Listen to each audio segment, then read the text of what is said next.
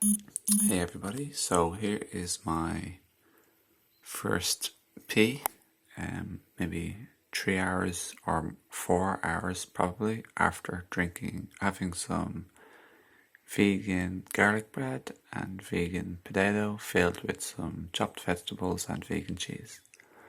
As you can see, I've been raw foods for 2 weeks, followed by fruitarian for a week before I took this. And the day before I also took some vegan pizza to try them out because they're new in town. So this goes to show all the sediment that has accumulated, which is a huge amount, I would say. So let's take a little swirl.